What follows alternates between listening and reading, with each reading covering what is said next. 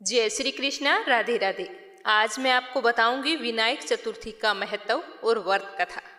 तो आप इस वीडियो को अंत तक ध्यान से सुनना और ज़्यादा से ज़्यादा शेयर करना। हर महीने की शुक्ल पक्ष की चतुर्थी को विनायक चतुर्थी के रूप में मनाया जाता है। कृष्ण पक्ष में आने वाली चतुर्थी को संकट चतुर्थी कहा जाता है और शुक्ल पक्ष में आने वाली चतुर्थी को विनायक चतुर्थी कहा जाता है। संकट चतुर्थी के व्रत में व्रत रखकर चंद्रमा उदय होने पर चंद्रमा को अर्घ्य देकर ही व्रत का पारण किया जाता है। लेकिन शुक्ल पक्ष की चतुर्थी को व्रत रखते हैं तो इस दिन सिर्फ सूर्य को अर्घ्य दिया जाता है। विनायक चतुर्थी के दिन चंद्रमा के दर्शन करना अशुभ माना जाता है।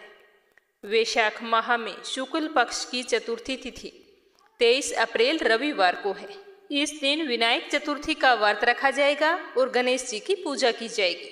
मान्यता के अनुसार जो भी भक्त विनायक चौथ का व्रत रखकर गणेश जी की पूजा करता है उसके जीवन से सभी प्रकार की समस्याएं और कष्ट दूर होकर सारे कार्य बिना किसी विघ्न के पूरे होते हैं। तभी तो गणेश जी का एक नाम विघ्नहर्ता है। गणेश जी की पूजा बुद्धि और सौभाग्य प्रदान करने वाले देवता के रूप में की जाती है और इस दिन व्रत रखा जाता है। यह व्रत 12 महीने किया जाता है। वैशाख माह में विनायक चतुर्थी का व्रत शुरू करना बहुत ही शुभ माना जाता है क्योंकि यह महीना बहुत ही पवित्र होता है। साथ ही आपका 12वां व्रत चैत्र माह में नवरात्रा के दौरान आता है। नवरात्रा में व्रत का उद्यापन और दान पुण्य करना अधिक फलदायी माना गया है और इससे आपकी सारी मनोकामनाएं भी शीघ्र ही पूर्ण होती है। अगर आप व्रत शुरू करना चाहते हैं तो आप इस दिन जल्दी उठें, नित्य कर्मों से निवृत्त होकर स्नान करें और साफ धुले हुए वस्त्र पहनें। उसके बाद में सूर्य को अर्घ्य देते हुए व्रत का संकल्प लें। बाद में आपके पास गणेश जी की फोटो या मूर्ति जो भी है उसकी विधिवत पूजा करें। गणेश जी के समक्ष घी का दीपक जलाएं, धूप करें, गणेश जी को सिंदूर का तिलक करें और धुरवा चढ़ाएं। फिर हाथ जोड़कर भगवान गणेश जी से अपनी मनोकामना बताकर मंगल जीवन की कामना करें और व्रत कथा सुनें। व्रत कथा सुनने के बाद में आरती करें और आरती के बाद में 108 बार ओम गणेशाय नमः मंत्र का जाप करें। फिर गणेश जी को मोदक का भोग लगाएं। अगर आपके पास मोदक का भोग लगाना संभव नहीं है तो आप गुड़ का भोग भी लगा सकते हैं। पूजा करने के बाद गणेश जी की पूजा पाठ में जाने अनजाने हुई गलतियों के लिए हाथ जोड़कर गणेश जी भगवान से माफी मांगे। इस तरह से पूजा को संपन्न करें और बाद में प्रसाद को परिवारजनों में बांट दें और इस दिन शाम के समय एक ही समय भोजन करना चाहिए। अगर आप इस तरह विधिवत सच्ची श्रद्धा और पूरे विश्वास से विनायक चतुर्थी का व्रत करते हैं तो आपकी मनोकामना अवश्य पूर्ण होती है। तो शुरू करते हैं विनायक चतुर्थी व्रत कथा। ध्यान से सुनना और हुंकारे अवश्य भरना। कमेंट बॉक्स में ओम गणेशाय नमः जरूर लिखना। विनायक चतुर्थी की पहली पौराणिक व्रत कथा। कथा के अनुसार एक बार भगवान शिव तथा माता पार्वती नर्मदा नदी के किनारे पर बैठे थे। वहां माता पार्वती ने भगवान शिव से समय व्यतीत करने के लिए चौपड़ खेलने को कहा।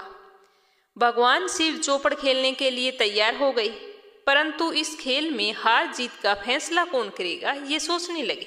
तो भगवान शिव ने कुछ तिनके एकत्रित करके उसका एक पुतला बनाकर उसकी प्राण प्रतिष्ठा कर दी और पुतले से कहा कि बेटा, हम चौपड़ खेलना चाहते हैं परंतु हमारी हार जीत का फैसला करने वाला कोई नहीं है, इसीलिए तुम बता देना कि हम दोनों में से कौन हारा है और कौन जीता है। तो उसने कहा ठीक है। उसके बाद भगवान शिव और माता पार्वती का चौपड़ खेल शुरू हो गया और वह ध्यान से देखता रहा। यह खेल 3 बार खेला गया और संयोग से माता पार्वती तीनों बार जीत गई और भगवान शिव तीनों बार हार गए। खेल समाप्त हुआ तो बालक से हार जीत के फैसले के लिए कहा गया तो बालक ने महादेव को विजयी बताया। यह सुनकर माता पार्वती को क्रोध आ गया और उसने क्रोध में बालक को लंगड़ा होने का और कीचड़ में पड़े रहने का श्राप दे दिया। बालक ने माता पार्वती से माफी मांगी और कहा कि माँ, यह मुझसे अज्ञानतावश हुआ है। मैंने किसी द्वेष की भावना से ऐसा नहीं किया। मेरा अपराध क्षमा करो। बालक द्वारा क्षमा मांगने पर माता ने कहा कि यहाँ पर गणेश पूजन के लिए नाग कन्याएं आएंगी। उनके कहे अनुसार तुम गणेश जी का व्रत करना, ऐसा करने से तुम मुझे प्राप्त करोगे। यह कहकर माता पार्वती भगवान शिव के साथ कैलाश पर्वत पर चली गई। 1 वर्ष तक वह वहां पर पड़ा रहा। 1 वर्ष के बाद उस स्थान पर नाग कन्याएं आई।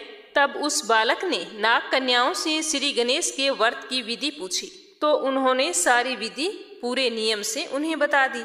तो उस बालक ने 21 दिन तक लगातार गणेश जी का व्रत किया। उसकी श्रद्धा से गणेश जी प्रसन्न हुए और उस बालक को साक्षात दर्शन दिए और कहा कि मनवांछित फल मांगो। तो उस बालक ने कहा कि हे विनायक जी, मुझ में इतनी शक्ति दो कि मैं अपने पैरों पर चलकर अपने माता पिता के साथ कैलाश पर्वत पर पहुंच सकूं और वे इसे देखकर प्रसन्न हों। तब गणेश जी बालक को वरदान देकर अंतर्ध्यान हो गए। गणेश जी के आशीर्वाद से वह बालक एकदम से ठीक हो गया। उसे अपने आप को देखकर खूब खुशी हुई और वह अपने पैरों पर चलकर कैलाश पर्वत पर पहुंचा। तो उसे देखकर भगवान शिव को और माता पार्वती को बहुत ही आश्चर्य हुआ। तो उन दोनों ने उस बालक से पूछा कि यह सब कुछ कैसे हुआ। तो उसने अपने किए हुए विनायक व्रत और पूजा विधि के बारे में उन दोनों को बताया। तो यह सब सुनकर भगवान शिव ने सोचा कि क्यों ना मैं भी इस व्रत को करूं, क्योंकि चौपड़ वाले दिन से ही माता पार्वती शिव जी से नाराज हो गई थी। इसीलिए देवी के रुष्ट होने पर भगवान शिव ने भी बालक के बताए अनुसार 21 दिनों तक श्री गणेश का व्रत किया और इस व्रत के प्रभाव से माता पार्वती के मन में शिव के प्रति जो नाराजगी थी वो समाप्त हो गई। तो पार्वती ने भगवान शिव से पूछा कि ये सब कुछ कैसे हुआ, मैं तो आपसे बहुत ज्यादा नाराज थी। तब भगवान शिव ने कहा कि मैंने भी श्री गणेश के 21 दिन व्रत किए हैं। तो व्रत की विधि भगवान शंकर ने माता पार्वती को दोबारा बताई। तो सारी विधि सुनकर माता पार्वती के मन में भी अपने पुत्र कार्तिकेय से मिलने की इच्छा जागृत हुई। तब माता पार्वती जी ने भी 21 दिन तक श्री गणेश का व्रत किया तथा दरुआ, फूल, लड्डुओं का गणेश जी को भोग लगाया और पूजा अर्चना की। जैसे ही व्रत का 21वां दिन आया तो कार्तिकेय स्वयं माता पार्वती से मिलने आ पहुंचे।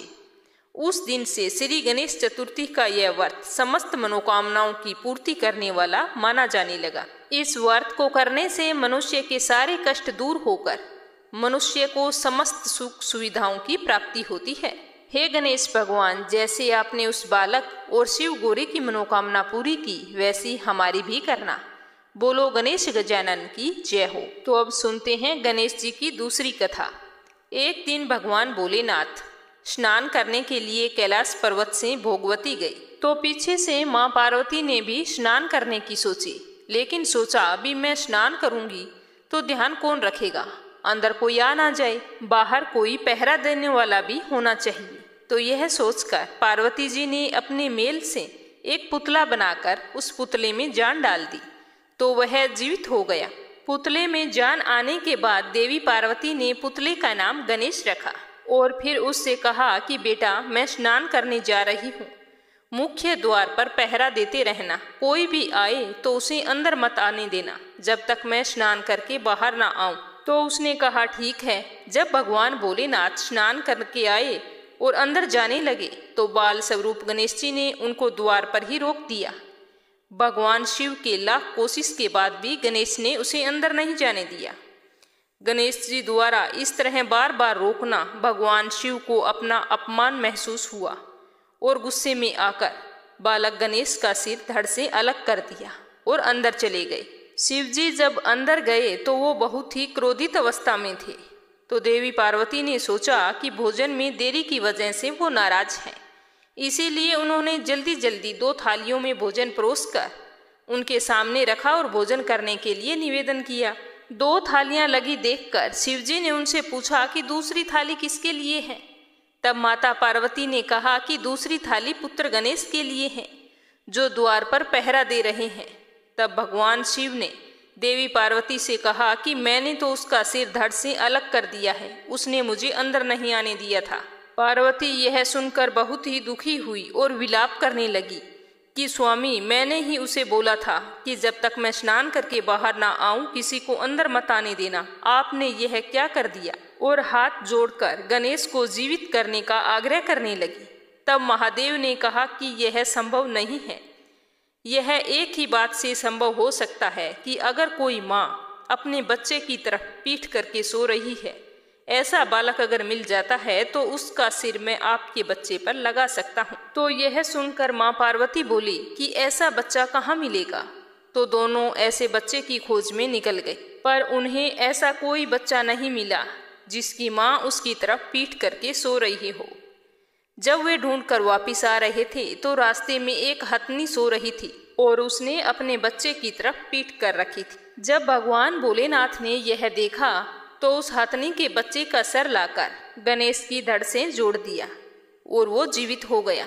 लेकिन माँ पार्वती गणेश जी का ऐसा रूप देखकर बहुत दुखी हुई और भगवान भोलेनाथ से कहने लगी कि हे नाथ, आपने ये क्या कर दिया? जब सारे लोग इसका ये रूप देखेंगे तो मजाक बनाएंगे और मैं मेरे बच्चे का मजाक सहन नहीं कर सकती। तो भगवान भोलेनाथ बोले कि पार्वती जी, आपको इसके बारे में चिंता करने की जरूरत नहीं है। आपका पुत्र गणेश जी सब देवताओं में सर्वप्रथम पूजनीय होगा। जब तक कोई भी व्यक्ति इसकी सबसे पहले पूजा नहीं करेगा तो उसका कार्य संपन्न नहीं होगा।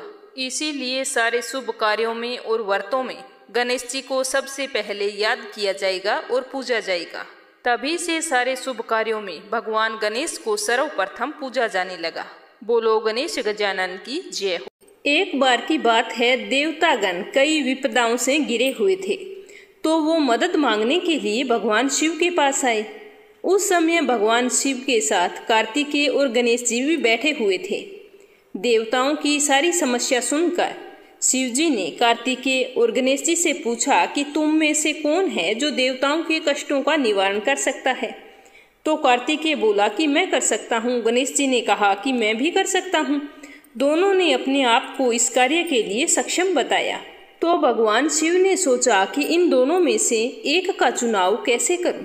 एक की पक्ष लूंगा तो दूसरा नाराज हो जाएगा।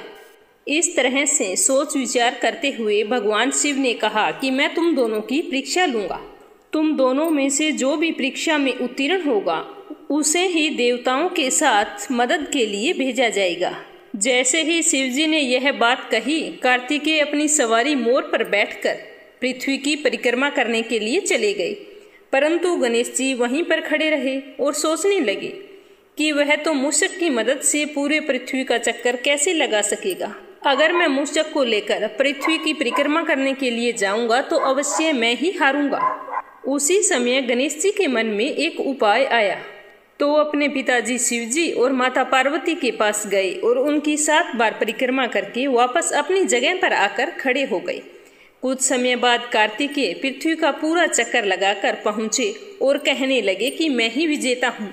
आप पिताश्री मुझे आज्ञा दीजिए कि मैं देवताओं की मदद के लिए जाऊं। तभी शिवजी ने गणेश जी की ओर देखा और उनसे प्रश्न किया कि गणेश, तुम पृथ्वी की परिक्रमा करने के लिए क्यों नहीं गए? तो गणेश जी ने कहा कि माँ पिताजी में ही तो पूरा संसार बसा है। चाहे मैं पृथ्वी की परिक्रमा करूं या अपने माँ बाप की करूं, एक ही बात है। यह सुनकर शिवजी बहुत ही खुश हुए और उन्होंने गणेश जी को सभी देवताओं की मुश्किल दूर करने के लिए भेज दिया। साथ ही शिवजी ने गणेश जी को यह आशीर्वाद दिया भी जो भी व्यक्ति पूजा पाठ में और व्रत में तुम्हें सबसे पहले याद करेगा उसकी मनोकामना अवश्य पूर्ण होंगी, उसके सारे दुख दूर होंगे और उसे अपार सुखों की प्राप्ति होगी। इस तरह गणेश जी को एक बार फिर से भगवान शिव का आशीर्वाद प्राप्त हुआ। विनायक चतुर्थी की व्रत कथा आपको कैसी लगी कमेंट करके अवश्य बताना और मीरा भक्ति चैनल को सब्सक्राइब करना ना भूलना। भगवान गणेश आपकी समस्त मनोकामनाएं पूरी करे। जय श्री कृष्णा। राधे राधे।